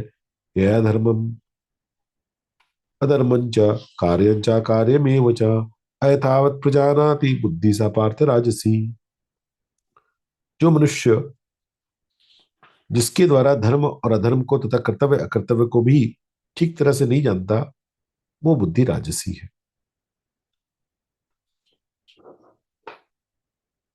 कहीं सही कहीं गलत, जैसा होना चाहिए वैसा ना कर सके। अधर्मम धर्ममिति या मन्यते तमसा वृता, सर्वार्थान विपरीतांश्च बुद्धि सा पार्थ तामसी। और तमोगुण से गिरी हुई बुद्धि अधर्म को धर्म ऐसा मान लेती है, और संपूर्ण चीजों को उल्टा मान के वो ये अधर्म को धर्म मान लेता है। उल्टा ही चलता। आजकल ऐसे लोगों की बाढ़ है, खुद कुछ करते नहीं है। अभी क्या करना है आपको गीता सीख कर? ये सब बुढ़ापे की चीज है, अभी क्यों सीख रहे हैं? ऐसे कहने वाले लोग मिलते हैं। काहे को इतना पूजा पाठ मंदिर जाना है? ठीक है, ये गुरुजी लोगों के पास जाओ मत, सब ठग होते। मतलब अच्छा खुद तो करते ही नहीं, दूसरा कोई शुभ कार्य करे तो उसको रोकते हैं। यज्ञ कथा सत्संग को धन का अपव्यय बताते हैं, और पब की पार्टी और क्रिसमस की पार्टी इनको बड़े उपयोगी लगती है।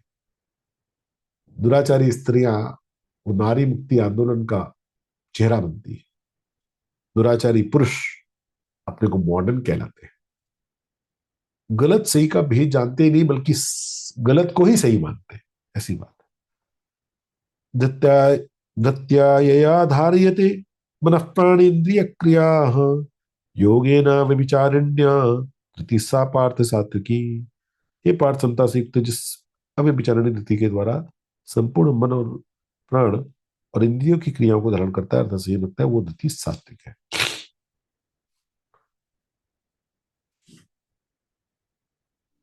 अव्यभिचारिणी धृति, आजकल हम लोगों की गड़बड़ होती है ना, कुछ नया करें, नया पहने, नया खाएं, नया ये करें। बिना आवश्यकता की गाड़ी बदलना, बिना आवश्यकता के मोबाइल बदलना। भगवान कहते हैं ये धरती जिसकी नहीं है, जो बिना कारण अपने को फंसाता नहीं है, वो वो सात्विक है। यया तु धर्म कामार्थान धृत्याधार्यते अर्जुन, प्रसंगेन फलाकांक्षी धृति सा पार्थ राजसी। परंतु अर्जुन, फल की इच्छा वाला मनुष्य जिस धृति के द्वारा धर्म काम और भोग और धन को अत्यंत आसक्ति पूर्वक धारण करता है, वो धृति राजसी है। यह स्वप्नम भयम शोकम विषादम मदमेव च न विमुंचति दुर्मेधा धृति सा पार्थ तामसी। ये पार्थ दुष्ट बुद्धि वाला मनुष्य जिस धृति के द्वारा निद्रा भय चिंता और दुख और घमंड को भी नहीं छोड़ता है, धारण करता है, वो धृति तामसी है। सुखं तुदानीं त्रिविधं शृणु मे भरतर्षभ, अभ्यासाद्रमते यत्र दुःखान्तं च निगच्छति, यत्तग्रे विषमिव परिणामे मृतोपमम् तत्सुखं सात्विकं प्रोक्तम् आत्मबुद्धि प्रसादजम। ये परंतु श्रेष्ठ अर्जुन, अब तीन प्रकार के सुख को भी तुमसे सुन। जिस अभ्यास में रमण होता है, जिससे दुखों का अंत हो जाता है, वो परमात्मा विषयक बुद्धि की प्रसन्नता से होने वाला जो सुख सांसारिक आसक्ति के कारण आरंभ में विष की तरह, परिणाम में अमृत की तरह सुखमय है, वो सुख सात्विक माना गया। आप योग करें, आप एक्सरसाइज करें, आप कोई भी नियम का कड़ाई से पालन करें, गीता क्लास करें, आरंभ में सब कठिन दिखता है, लेकिन बाद में अमृत के समान होता है। ये सारा सात्विक है। और इसी का उल्टा, विषेन्द्रिय संयोगात यत्तदग्रे मृतोपमम परिणामे विषमिव तत्सुखम राजसं स्मृतम। जो सुख इंद्रिय और विषयों के सहयोग से होता है वो आरंभ में अमृत की तरह, परिणाम में विष की तरह प्रतीत होता है, वो सुख राजस माना गया। अब खूब मसालेदार खाएंगे, खूब उल्टा पुल्टा कुछ पहनेंगे, खाएंगे, जीवनचर्या वैसी करेंगे, तो उस समय तो आनंद की अनुभूति होती है, लेकिन बाद में उसके कारण जीवन खराब हो जाता है। यदग्रे चानुबन्धे च सुखम मोहनमात्मनः निद्रालस्य प्रमादोत्थन तत्तामसमुदाहृतम्।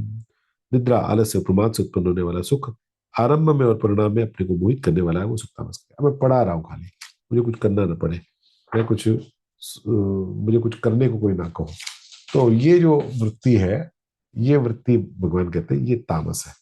ये इसमें भी सुख है ना, मैं 18 घंटे सो रहा है बैठ के, अब सो ही रहा है बैठ के, तो जो 18 घंटे सो रहा है तो उसको अच्छा तो कुछ है नहीं, तो न पहले न बाद में। अब टैटू बनवाते, अब टैटू बनवा कर उसको मिटवाते, तो पहले भी दुख, बाद में भी दुख, हर जगह दोष ढूंढते। जहां जाएंगे झगड़ा करेंगे, जहां जाएंगे गंदगी ढूंढेंगे, जहां जाएंगे सब इसको तो उल्टा उल्टा उल्टा उल्टा करते। तो ये तामस सुख कहा गया। न तदस्ति पृथिव्यां वा दिवि देवेषु वा पुनः सत्वं प्रकृति जैन मुक्त सत यदि भी सात्रि गुणैः।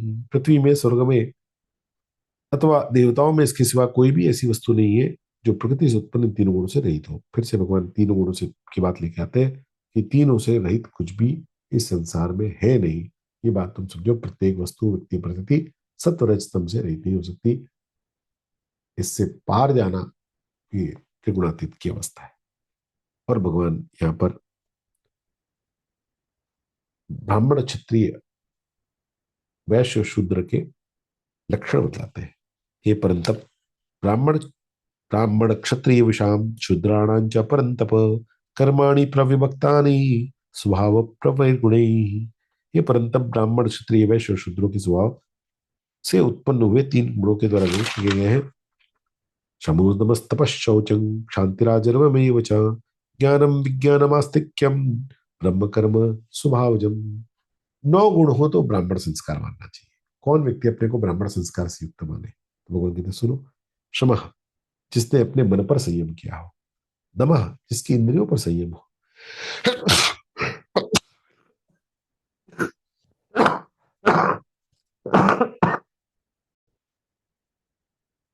क्षमा कीजिएगा, तप, धर्म पालन के लिए जो कष्ट सह सके, शौचम, बाहर भीतर से जो शुद्ध रहे, क्षांति, दूसरों के अपराध को क्षमा कर सके, आर्जवम, शरीर मन आदि में सरलता रखे, यानी एकदम सरल, जैसा दिखता है वैसा ही है। ज्ञानम, वेद शास्त्र आदि का नित्य स्वाध्याय करे। विज्ञानम, यज्ञ विधि को अनुभव में लाए। और आस्तिक्यम, परमात्मा, वेद आदि में उसका आस्तिक भाव। ये ब्राह्मण के 9 लक्षण हैं। यानी जो इन लक्षणों से युक्त हो उसको ब्राह्मण संस्कार का मानना चाहिए। इसी प्रकार शौर्यं तेजोदतिर्दाक्ष्य युद्धे चाप्य पलायनम दानमीश्वर भावश्च क्षात्रं कर्म स्वभावजम। इसी प्रकार शूरवीरता, तेज, धैर्य, प्रजा के संचालन के आदि की विशेष चतुरता, युद्ध में कभी पीठ न दिखाना, दान देना, शासन करने का भाव, ये सब क्षत्रिय के स्वाभाविक गुण है। 7 गुण क्षत्रिय के भगवान बताते हैं, और 3 गुण वैश्य के बताते हैं। कृषि गौर क्षवाणिज्य वैश्य कर्म स्वभावजम परिचर्यात्मक कर्म शूद्रस्यापि स्वभावजम। खेती करना, गायों की रक्षा करना और व्यापार करना, ये वैश्य के स्वाभाविक कर्म है। और सभी की सेवा करना, यानी परिचर्या, नौकरी करना, ये शूद्र का स्वाभाविक कर्म है।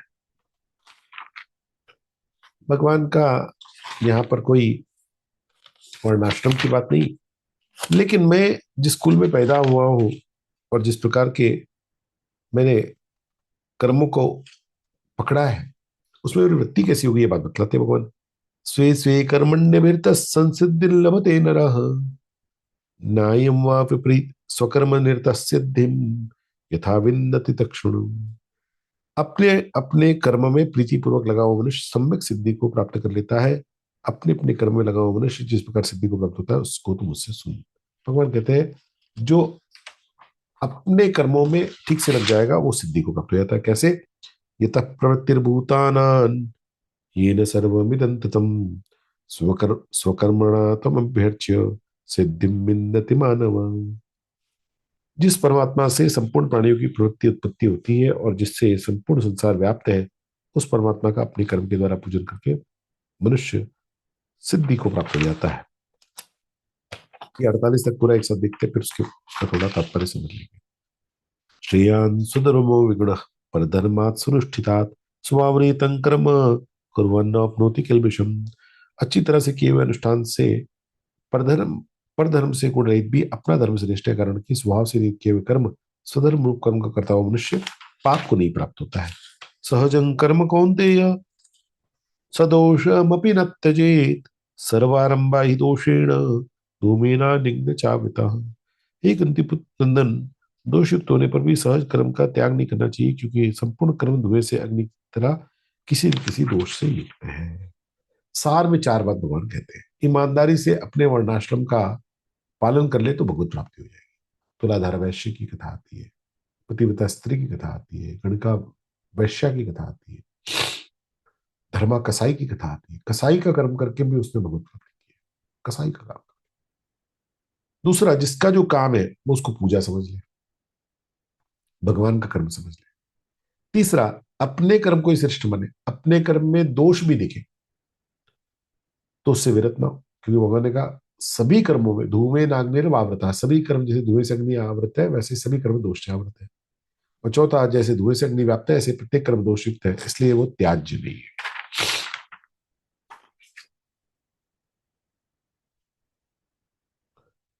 सिद्धिम प्राप्तो यथा ब्रह्म तथाप्नोति निबोध में। 39 49 रहेगा। असक्त बुद्धि सर्वत्र चितात्मा विगति स्पृहा नैष्कर्म्यम सिद्धिम परमाम सन्यासी नादि गच्छति। जिसकी बुद्धि सब जगह आसक्ति रहित है, जिसे शरीर को वश में कर रखा है, जिस प्रिया रहित है, जो मनुष्य सांख्य योग के द्वारा सर्वश्रेष्ठ निष्कर्म सिद्धि को प्राप्त हो जाता है। सिद्धिम प्राप्त यथा ब्रह्म तथाप्नोति निबोध में समासीनैव कौन्तेय निष्ठा ज्ञानस्य परा। हे कौन्तेय, सिद्धि अंतःकरण की शुद्धि को प्राप्त हुआ साधक ब्रह्म को, जो कि ज्ञान की परानिष्ठा है, जिस प्रकार प्राप्त होता है उसको तुम मुझसे संक्षेप से सुनो। बुद्धिया विशुद्धिया युक्तो तृतीयात्मानन्यम च शब्दादीन् विषयान् त्यक्त्वा रागद्वेषो विदस्य च विविक्त सेवी लग्वाशी यत्वाक्काय मानसा ध्यान योग परो नित्यं वैराग्यम समुपाश्रिताः अहंकारं बलं दर्पं कामं क्रोधं परिग्रहं विमुच्य निर्ममः शांतो प्रभुभूयाय कल्पते। जो सात्विक बुद्धि से युक्त वैराग्य से आश्रित एकांत का सेवन करने वाला, नियमित भोजन करने वाला, धैर्यपूर्वक इंद्रियों का नियमन करने वाला, शरीर वाणी मन को वश में रख के शब्दादि विषयों का त्याग करके राग द्वेष को छोड़कर निरंतर ध्यान योग के परायण हो जाता है, वो अहंकार, बल, दर्प, काम, क्रोध और परिग्रह से रहित होकर ममता रहित तथा शांत होकर ब्रह्म प्राप्त को के योग्य बन जाता है। भगवान ने सारी सारभूत बात, इन अभी तक जितनी बातें कही उसको यहाँ पर लाकर रख दिया। ब्रह्मभूता प्रसन्नात्मा न शोचति न कांक्षति समस्सर्वेषु भूतेषु मद्भक्तिं लभते परम।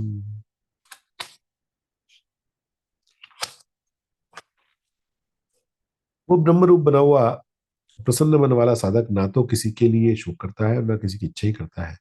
ऐसा संपूर्ण प्राणियों में संभाव वाला साधक मेरी पराभक्ति को प्राप्त हो जाता है। भक्त्या माम अभिजानाति यावान् निश्चास्मि तत्वतः ततो मां तत्वतो ज्ञात्वा विशिते तदनंतरम। उस पराभक्ति से मुझे, मैं जितना हूँ और जो हूँ तत्व से जान लेता है, फिर मुझे तत्व से जानकर तत्काल मुझ में प्रविष्ट हो जाता है। अब ये पात्र ब्रह्म के नजदीक आने लायक हो गया। एक ही भाव होने लग गया, ऐसा उसका भाव हो गया। योग क्षेम, भगवान कहते हैं उसकी फिर आवश्यकताएं मैं पूरी करता हूं। अब उसकी योग के लिए आकांक्षा नहीं है। जहां अंधेरा नहीं वहां प्रकाश स्वतः होता है, उसकी बुद्धि में वो प्रकाश। और ब्रह्म से मिलने से पहले उसको पराभक्ति प्राप्त होकर उसकी बुद्धि में विशुद्धता आ जाती है। भगवान ने कहा पराभक्ति से भगत प्राप्ति, ये बड़ी बहुत गंभीर विषय है। पराभक्ति से भगवत प्राप्ति भी होगी, पराभक्ति से तत्वज्ञान भी होगा, और विषयते मुझ में प्रविष्ट हो जाएगा। यानी सांख्य योग में, कर्म योग में, भक्ति योग में, तीनों में उसका विलय हो जाएगा। सांख्य योगी में कर्मयोग और भक्ति योग प्रकट हो जाएगा, भक्ति योग में तत्वज्ञान प्रकट हो जाएगा। लभते, जिसको जो कम है वो मिल जाएगा, भगवान कहते हैं।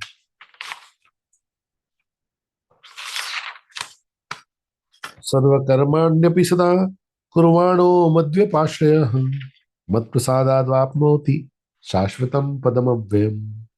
मेरा आश्रय लेने वाला भक्त सदा सब कर्म करता हुआ मेरी कृपा से शाश्वत अविनाशी पद को प्राप्त हो जाता है। चेतसा सर्वकर्माणि मयि सन्न्यस्य मत्परः बुद्धियोगमुपाश्रित्य मच्चित्तः सततं भव। चित्त से संपूर्ण कर्म मुझ में अर्पण करके मेरे परायण होकर तथा समता का आश्रय लेकर निरंतर मुझ में चित्त वाला हो जाओ। कर्म योग, ज्ञान योग, भक्ति योग, तीनों का भगवान ने यह विलय कर दिया। संपूर्ण कर्म मुझ में अर्पण करके मई सन्न्यस्य, ये कर्मयोग हो गया, मत्पराह भक्ति योग हो गया, और बुद्धि योग उपाश्रित्य, ये ज्ञान योग हो गया। तीनों का भगवान ने यहाँ पर विलय कर दिया कि भाई अब तुम तीनों से पहुंचोगे वहीं पर। भगवान यहाँ पर एक विशेष बात कहते हैं कि तुम इन चक्करों में ज्यादा ना परेशान हो कि भक्ति योग बढ़िया है कि ज्ञान योग बढ़िया है कि कर्मयोग। अरे पहुंचने पर मंजिल तो एक ही मिलने वाली है। चाहे भक्ति योग का आश्रय लोगे, चाहे कर्म योग का आश्रय लोगे, चाहे ज्ञान योग का आश्रय लोगे, पहुंचने पर वो सारी स्थिति एक ही होने वाली है। और इसलिए इन तीनों में जो सामने उपलब्ध है, सहज है, उनको पकड़ो। साधन पे ध्यान न दो, गंतव्य पे ध्यान दो। मच्चित्त सर्वदुर्गाणि मत्प्रसादात्तिष्यसि अथ चेत्त्वम अहंकारान न श्लोष्यसि विनङ्क्षसि। मुझ में चित्त वाला होकर तू मेरी कृपा से संपूर्ण विघ्नों को तर जाएगा। और यदि तू अहंकार के कारण मेरी बात नहीं सुनेगा तो तेरा पतन भी हो जाएगा। भगवान ने थोड़ा अर्जुन को डांट भी दिया। अर्जुन थोड़ा ऐसा मुंह ऐसा बना कर, तो भगवान ने कहा तेरे को समझ ही नहीं रहा है क्या? तो अगर तुम ऐसा सोच रहे हो कि मैं इन बातों को अर्जुन की भावना वैसी नहीं थी, लेकिन भगवान ने थोड़ा वहां पर डांट लगा दी अर्जुन को। यदहंकारम आश्रित्य प्रयोत्स्य इति मन्यसे मिथ्यैष व्यवसायस्ते प्रगतिस्त्वान्नियोक्ष्यति।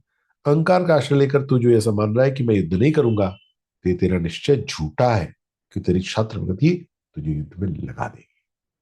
अर्जुन, तुम ये केवल तुम्हारा अहंकार है जिससे तुम ये सोच रहे हो कि मैं युद्ध करूं कि ना करूं, मैं नहीं करूंगा।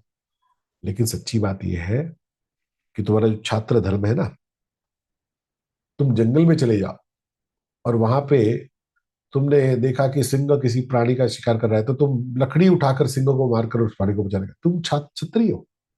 तुम चाहकर भी उस अपने मौलिक गुण को छोड़ नहीं सकते, और इसलिए तुम युद्ध में लगोगे ही लगोगे। नियुक्षति, तुमको लग रहा है कि तुम नहीं करोगे, ये अहंकार है केवल तुम्हारा, ये सत्य बात नहीं। स्वभावजेन कौन्तेय निबद्ध स्वेन कर्मणा कर्तुन्नेच्छसि यन्मोहात् करिष्ये वश करिष्यस्य वशोऽपि तत्।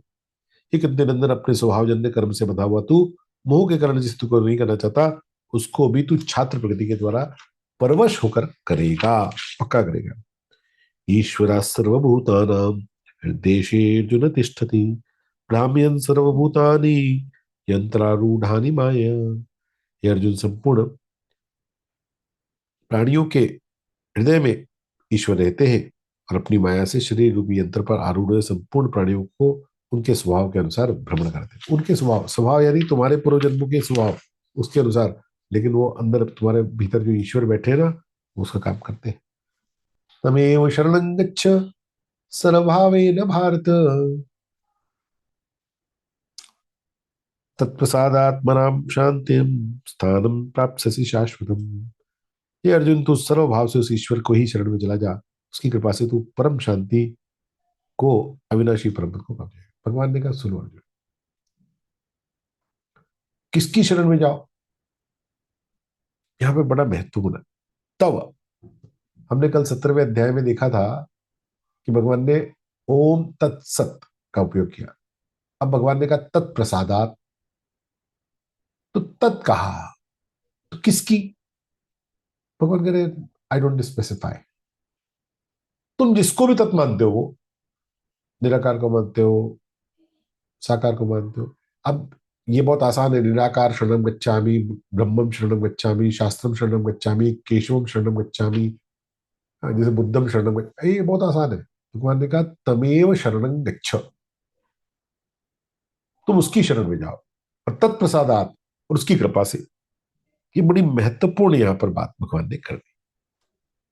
भगवान यहां पर इंगित कर रहे हैं कि तुम किसी भी रूप में उस ईश्वर को मानोगे, उसी रूप में वो ईश्वर की सत्ता तुम्हारा कल्याण कर देगी, किसी भी रूप।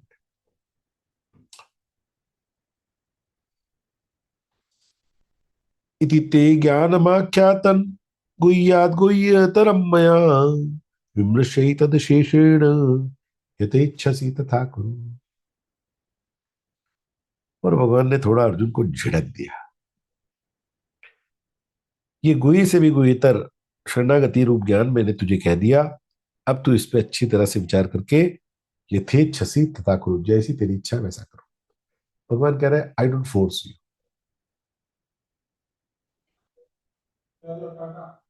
तुम जो चाहोगे वो हो जाएगा,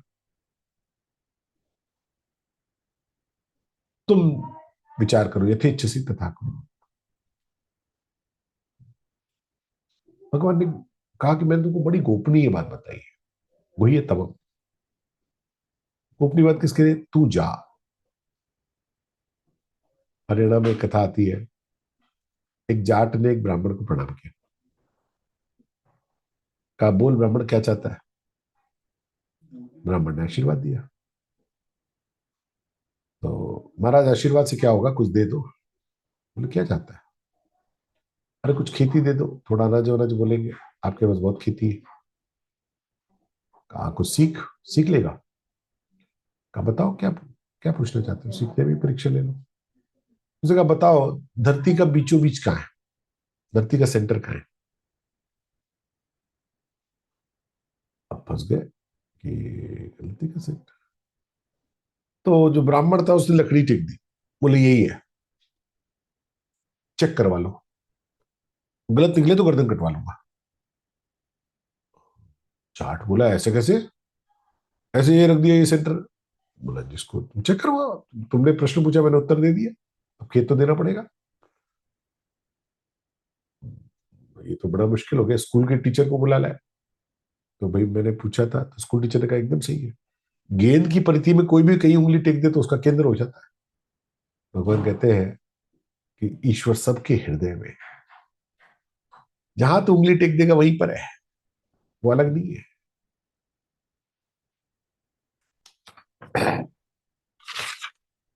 सर्वगुह्यतमं भूय शृणु मे परमं वचः, इष्टोऽसि मे दृढ़मति ततो वक्ष्यामि ते हितम्। सबसे अत्यंत गोपनीय सर्वोत्कृष्ट वचन तू फिर मुझसे सुन, तू मेरा अत्यंत प्रिय मित्र है, इसलिए विशेष बात, हित की बात मैं तुझे कहूंगा। भगवान को अर्जुन इतना प्रिय है ना, बार बार भगवान अर्जुन को कहते हैं। और भगवान गीता का सबसे महत्वपूर्ण श्लोकों में एक श्लोक कहते हैं, मन्मना भव मद्भक्तो मद्याजी मान नमस्कुरु, मामे वैश्य सत्यन्ते प्रतिजाने प्रियोऽसि मे।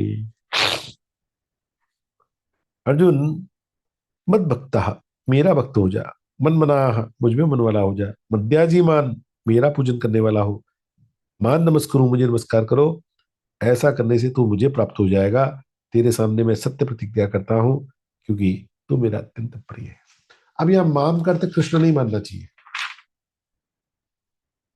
भगवान वही कह रहे, जहां उंगली टेक दी वही। ये मत विचार करिएगा कि कृष्ण की बात है, जिसके इष्ट राम जी है वो राम जी है, जिसके इष्ट शिव जी है वो शिव जी है, जो निराकार वाला निराकार जो भी है। सर्वधर्मान परित्यज्य मामेकं शरणं व्रज, अहं त्वा सर्व पापेभ्यो मोक्षयिष्यामि मा शुचः। सब धर्मों का आश्रय छोड़कर तू केवल मेरी शरण में आ जा। सब धर्मों का आश्रय छोड़ना ये बड़ा कंफ्यूजिंग लगता है। भगवान कह रहे तू कर्तव्य कर्मों की भी चिंता मत करो। तुम जब मेरी शरण होगे ना, तुम इधर उधर सब जगह से उंगली हटा दो और एक उंगली लगा लो, बस एक मुझ पर उंगली टेक दो। I will take care rest. जब खाली मेरे पर उंगली टेक देगा, अहं त्वा सर्व पापेभ्यो, मैं तुम्हारे सारे पापों को मुक्षेशामी मा शुचः, मैं तुम्हारे सारे पाप क्षमा कर दूंगा।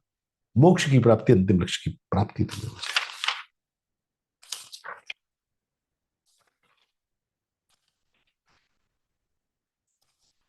जाएगी।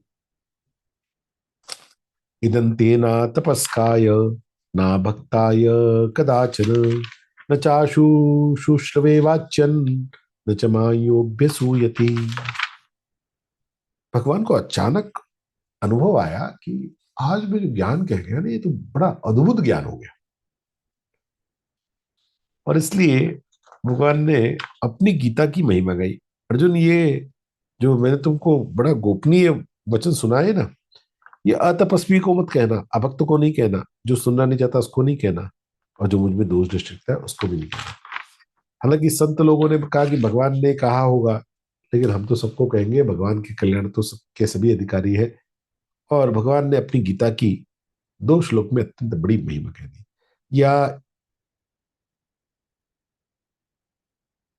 या इमं परमं गुह्यं मद्भक्तेष्वभिधास्यति, भक्तिं मयि परां कृत्वा मामेव श्यत्य संशयः। मुझ में पराभक्ति करके जो इस परम गोपनीय संवाद को मेरे भक्तों में कहेगा, वो मुझे ही प्राप्त होगा, इसमें संदेह नहीं है। भगवान कह रहे जो इस गीता को प्रचार करेगा वो मुझको प्राप्त हो जाएगा। लेकिन इतना कह के भगवान को शांति नहीं मिली, भगवान तो ज्यादा ही प्रसन्न थे। और भगवान ने ऐसा वचन दे दिया जो कभी किसी भी शास्त्र में भगवान के श्रीमुख से ऐसी कोई बात निकली नहीं। न च तस्मान् मनुष्येषु कश्चिन्मे प्रियकृत्तमः, भविता न च मे तस्मात् अन्यः प्रियतरो भुवि। उसके समान मेरा प्रिय कार्य करने वाला मनुष्यों में कोई भी नहीं है, और इस भूमंडल पर उसके समान मेरा दूसरा काम करने वाला प्रियतर होगा भी नहीं। जो अर्जुन इस गीता का प्रचार करेगा, उससे प्रिय मेरा कोई है नहीं, हुआ नहीं, होगा नहीं। और इसलिए भगवत गीता का प्रचार करना, ये भगवान के प्रिय होने के लिए भगवान ने वचन दे दिया। हम भगवान की प्रियतर सूची में आ जाएंगे अगर हम ये काम करें। भगवान के स्वयं के वचन से भगवान ने ये बात कह दी। और कहा तो अर्जुन ने कहा कि भगवान ये बताओ, ये गीता का जो पठन पाठन करेंगे, पारायण करेंगे, इसको पढ़ाएंगे, इसको पढ़ेंगे, उनके द्वारा भी आपकी पूजा वूजा होगी क्या? भगवान ने कहा बिल्कुल होगी। अद्येष्यते चयमन धर्म्यो संवादमावयो, ज्ञान यज्ञेन तेनाहम इष्टस्यामिति मे मतिः। जो मनुष्य हम दोनों के इस धर्म में संवाद का अध्ययन करेगा, उसके द्वारा भी मैं ज्ञान यज्ञ से पूजित होगा, ऐसा मेरा मत है। भगवान ने कहा ज्ञान यज्ञ से उसकी पूजा मानी जाएगी, जो भगवत गीता के माध्यम से मुझे प्राप्त करेगा। श्रद्धावान अनसूयश्च शृणुयादपि नरः, सोऽपि मुक्तः शुभान् लोकान् प्राप्नुयात् पुण्य कर्मणाम। श्रद्धावान और दोष दृष्टि से रहित जो मनुष्य इस गीता ग्रंथ को सुन भी लेगा, वो शरीर छूटने पर पुण्य कार्यों के शुभ लोगों को प्राप्त होगा। यानी गीता पढ़ते हुए जाएंगे तो अगला जीवन मनुष्य जीवन तो पक्का ही है। स्वर्ग लोक मिला तो अच्छी बात, मतलब मनुष्य तो पक्के हैं, हम कीट पशु नहीं बनेंगे, ये पक्की बात भगवान ने कही। कच्चित ज्ञान कच्चिते कच्चिदे तच्छुतम पार्थ त्वैकाग्रेण चेतसा, कच्चित ज्ञान सम्मोह प्रनष्टस्ते धनंजय। ये प्रतानंदन, क्या तुमने एकाग्रचित से इसको सुना? और धनंजय, क्या तुम्हारा अज्ञान जनित मोह नष्ट हुआ? भगवान ने कहा भाई सारी बात कर रहे थे, लेकिन तुम कुछ जवाब नहीं दे रहे हो। और अर्जुन तो स्तब्ध हो गया था, मुग्ध हो गया था, भगवान की वाणी में खो गया था कहीं। अचानक जब भगवान ने ऐसा पूछा तो उसको होश आया कि अरे मैं कुछ रिस्पॉन्ड ही नहीं कर रहा हूँ, भगवान को पता नहीं लग रहा है। और अर्जुन ने, भगवान के ये सारे श्लोक पूरे हो गए, इसके बाद भगवान ने कोई वाणी नहीं की। और उसके बाद अर्जुन का भी ये अंतिम श्लोक है।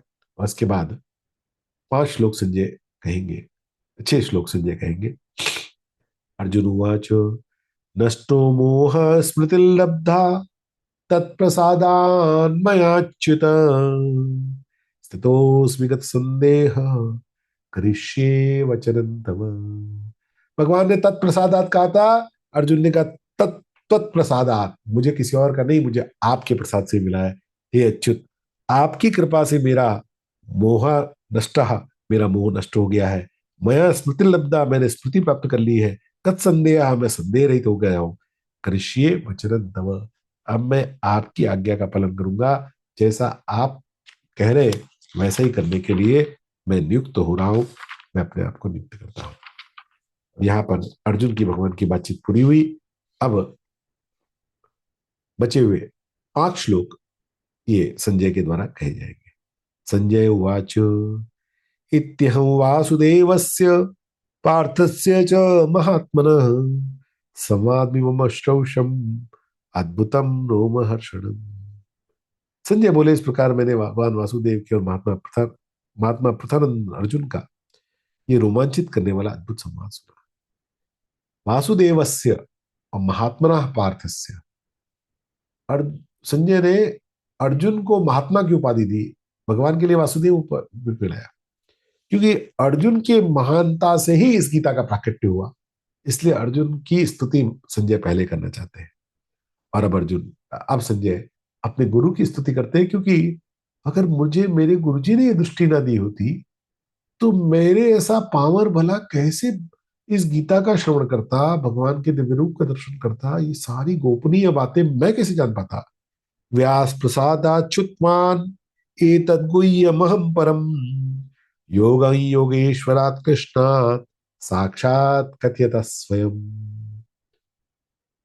अपने गुरुदेव वेदव्यास भगवान की कृपा से मैंने स्वयं इस परम गोपनीय योग को कहते हुए साक्षात योगेश्वरात कृष्ण, साक्षात योगेश्वर भगवान श्री कृष्ण से सुना। संजय रो रहे हैं और धृतराष्ट्र कह रहे, राजन संस्मृत्य संस्मृत्य संवादमिमम अद्भुतम केशवार्जुन्य पुण्यम हृष्यामि च मुहुर्मुहु। श्लोक में पुनरुक्ति दोष माना जाता है, लेकिन संजय ने जानबूझ के दोनों श्लोकों में ऐसा किया है। संस्मृत्य संस्मृत्य, मुहुर्मुहु, आगे पुनः पुनः संस्मृत्य संस्मृत्य, क्योंकि संजय गदगद हुए जा रहे हैं। उनके उनकी जो भावना है, उनके रोम रोम हर्षित है और उनकी आंखों से निरंतर आंसू बह रहे हैं कि गुरु कृपा से मैंने कैसा सौभाग्य प्राप्त किया। हे राजन, भगवान श्री कृष्ण और अर्जुन के इस पवित्र और अद्भुत संवाद को याद कर करके मैं बारंबार हर्षित, संस्मृत्य संस्मृत्य याद कर करके मुहुर्मुहु बार बार मैं हर्षित हो रहा हूं। तच्च संस्मृत्य संस्मृत्य रूपमत्यद्भुतम हरे विस्मयोमि महान राजन ऋष्यामि च पुनः पुनः। ये राजन, भगवान श्री कृष्ण के अत्यंत अद्भुत विराट रूप को याद कर करके मुझे बड़ा भारी आश्चर्य हो रहा है और मैं बार बार हर्षित हो रहा हूं। और संजय, इस पूरी भगवत गीता का अंतिम श्लोक भी और सबसे पावरफुल श्लोक भी, हाँ, पूरी भगवत गीता का सबसे पावरफुल श्लोक भगवान श्री कृष्ण के श्रीमुख से नहीं माना गया, संजय के मुख से माना गया। ये बड़ी विशेष बात, संतों ने इस श्लोक को पूरी गीता का सबसे पावरफुल श्लोक कहा। संजय ने कहा, सुनो धृतराष्ट्र, यत्र योगेश्वरः कृष्णो यत्र पार्थो धनुर्धरः तत्र श्रीर् विजयो भूतिर् ध्रुवा नीतिर्मतिर्मम। यत्र योगेश्वरः कृष्णो यत्र पार्थो धनुर्धरः तत्र श्रीर्विजयो भूतिर् ध्रुवा नीतिर्मतिर्मम। यत्र योगेश्वरः कृष्णो यत्र पार्थो धनुर्धरः तत्र श्रीर्विजयो भूतिर् ध्रुवा नीतिर्मतिर्मम। अरे पापी धृतराष्ट्र, तुम क्या चिंतन कर रहे हो? तुम अभी भी आशा लगाए हो कि तुम्हारे पुत्र जीतेंगे? अरे जहां योगेश्वर भगवान श्री कृष्ण है और जहां गांडीव धनुषधारी अर्जुन है, राजन, खाली विजय की बात छोड़ो, श्री भी वहीं पर है, विजय भी वहीं पर है, विभूति भी वहीं पर है। यही अचल नीति है, ऐसा मेरा निश्चित मत है। संजय अपने मत को कहकर यत्र योगेश्वर कृष्ण यत्र पार्थ धनुर्धरः इसकी घोषणा करते हैं और राष्ट्र को कहते हैं, आप जो भी प्रतीक्षा करते हो वो सब व्यर्थ है। भगवान ने,